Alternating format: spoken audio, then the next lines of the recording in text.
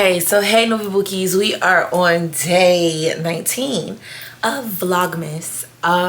So yeah, another chill day, another chill day.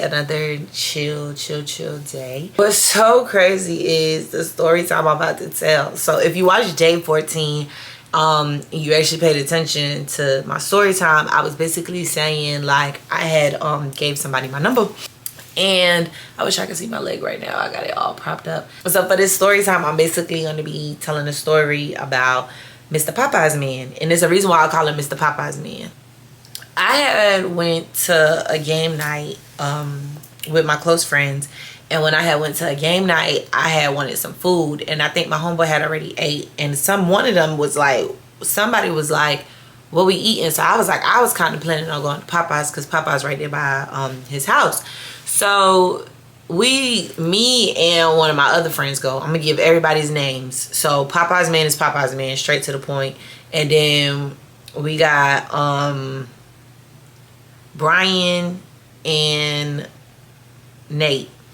So me and Brian I basically picked up Brian from Nate's house and we went to Popeyes. So when we went to Popeyes, I'm just sitting here like, okay, cool.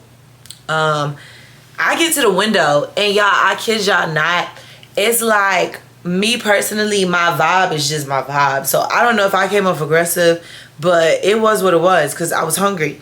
So when I got to the window, all I heard was, give me one moment, ma'am. I was like, you good, Bookie? Like, that's how I was talking, type junk. And he, like, the dude, Popeyes man, started laughing. So I'm like, what's so funny? Like, you feel me? Like, I know people don't be expecting to hear Bookie, but shoot, at least I'm coming with some good customer attitude. You feel what I'm saying? Like, even though you're supposed to be giving me good customer service, I'm coming with good customer attitude.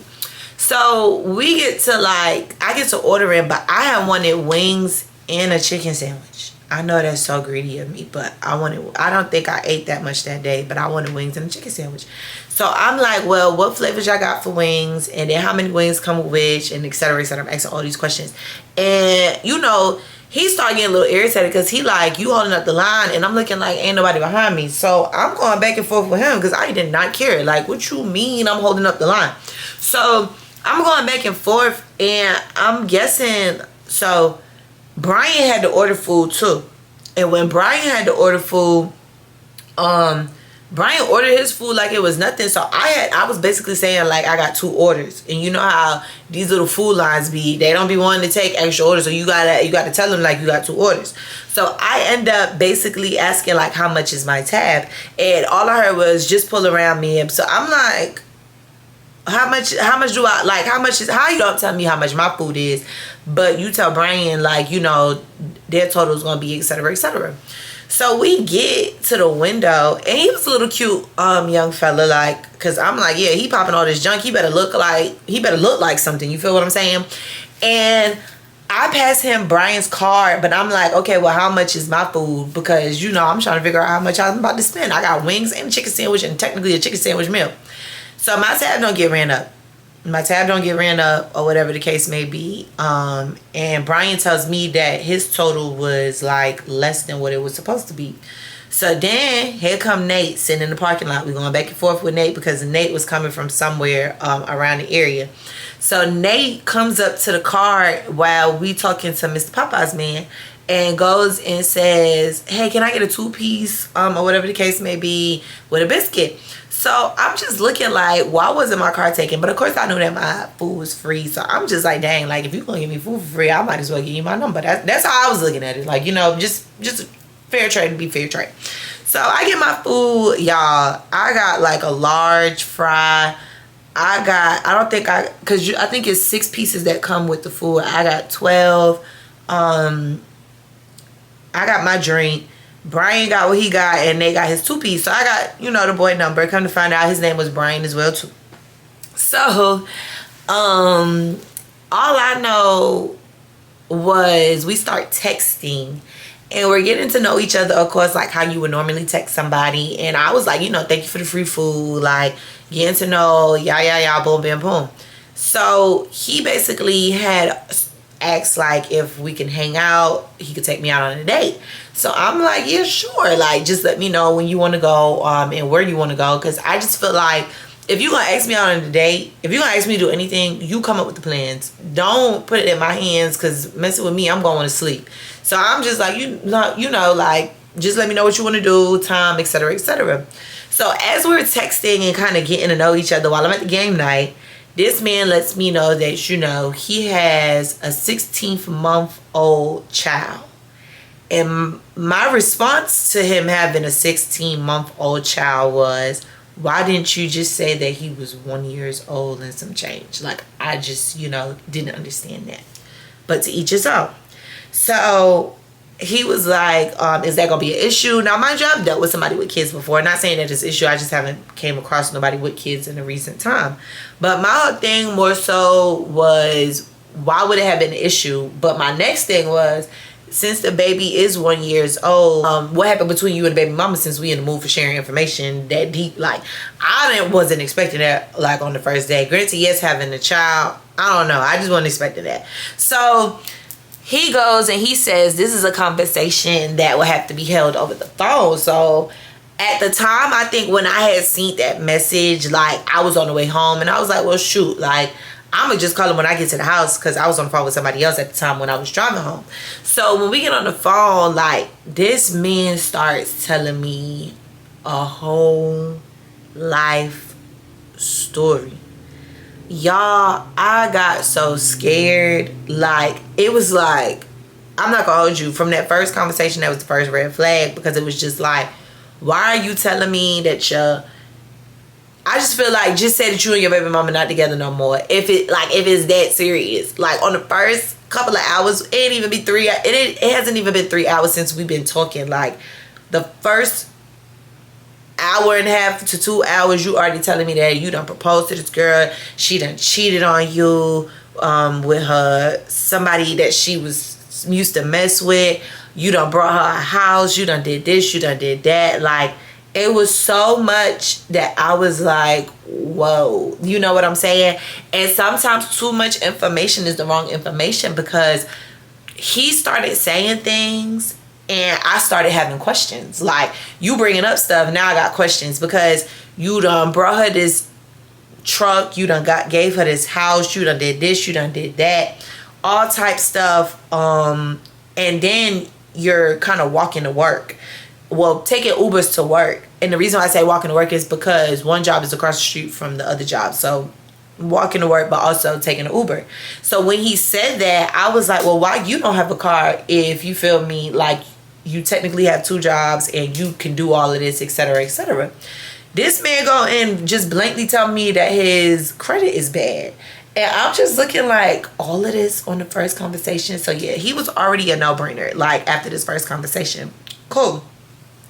So the next morning comes, and like, and also too, I forgot to mention, he also sent me a picture of her engagement ring, like the picture that when they got engaged. And I was so creeped out, because why are you sending me that? Like, I'm just so confused. So the next day comes, and like, y'all know how my weekends go. I be kind of busy, like real life busy. And for me, I just feel like when you're too clingy, and again, like I said, I had already noticed the red flags, but I mean, conversation. Like, I ain't gonna be no weird person about no, like, just having a regular conversation. When you get too clingy to me, asking me why I'm not responding to you, why I'm not texting you back, and it's so early, you're like automatically in no zone. Like, and when I mean no zone, I mean nothing's gonna happen between us. We're not going anywhere in life, and that's just how it is.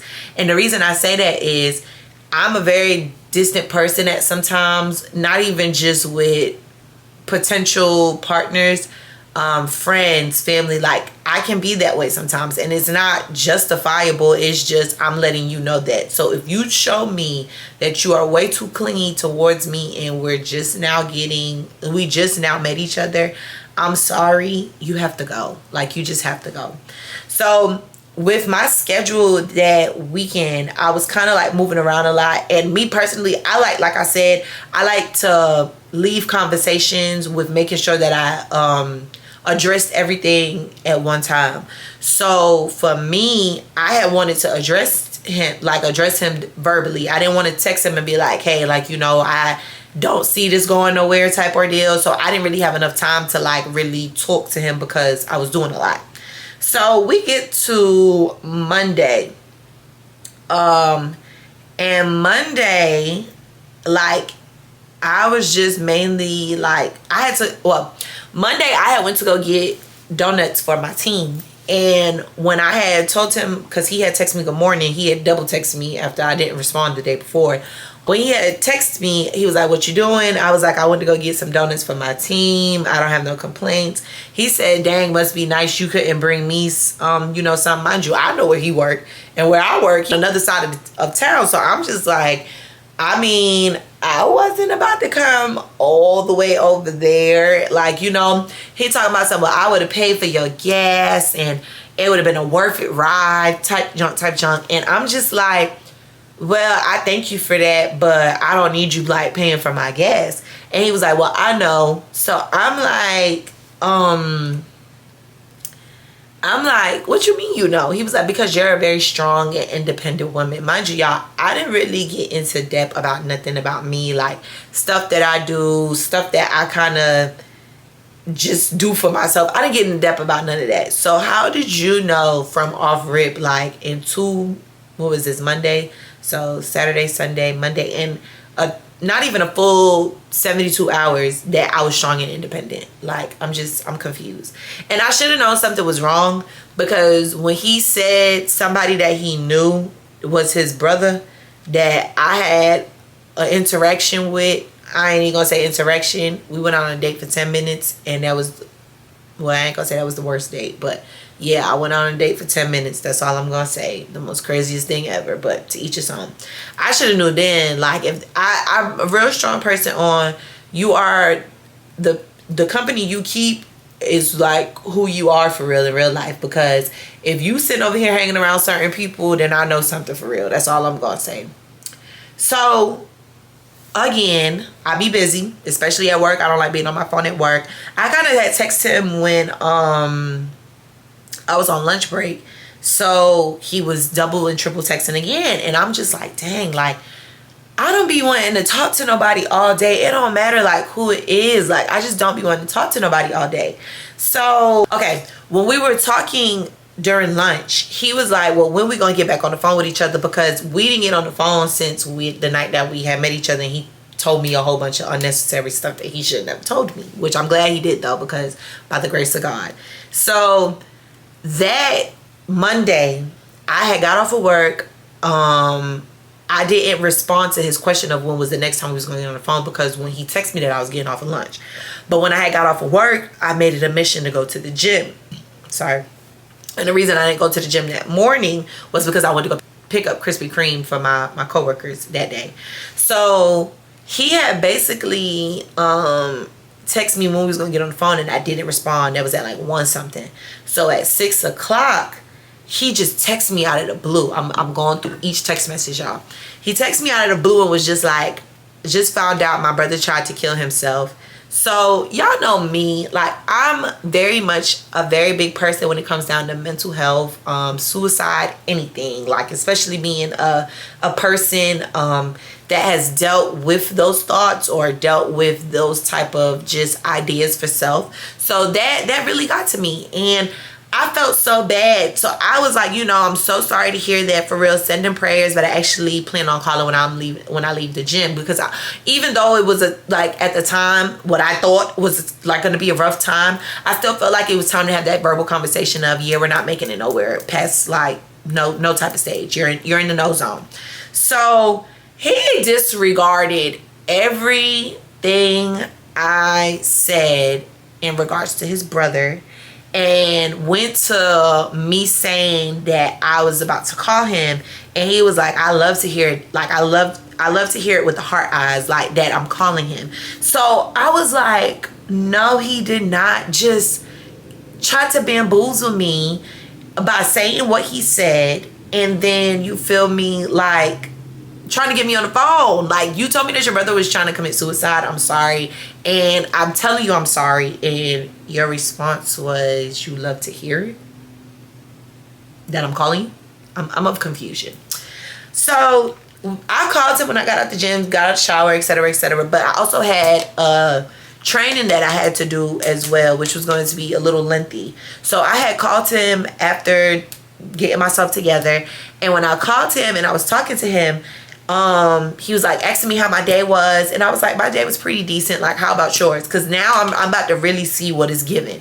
So this man says, my day was pretty good, y'all. I just told y'all, and I got the messages to prove it, that this man just said that he just found out that his brother was trying to kill himself. So cool. While we're on the phone, I'm like, your day was good, even though your brother tried to kill himself, but he didn't hear me because he technically back at Popeyes working. Cool. So disregards my question, and then he puts me down, like puts his phone down. So I'm just sitting there like for a good minute. A minute go by, 2 minutes go by, 3 minutes go by. Like, I'm like, okay, cool, I gotta get on the Zoom. So hung up the phone.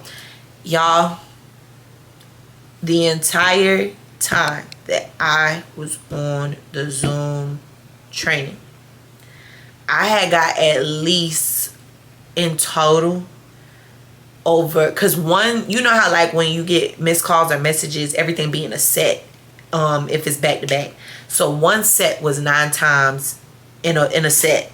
So then I got the message of, sorry, give me a second, I'm dealing with a customer. Sorry about that. I'm sorry, you mad at me. Like, I got all of that like back to back.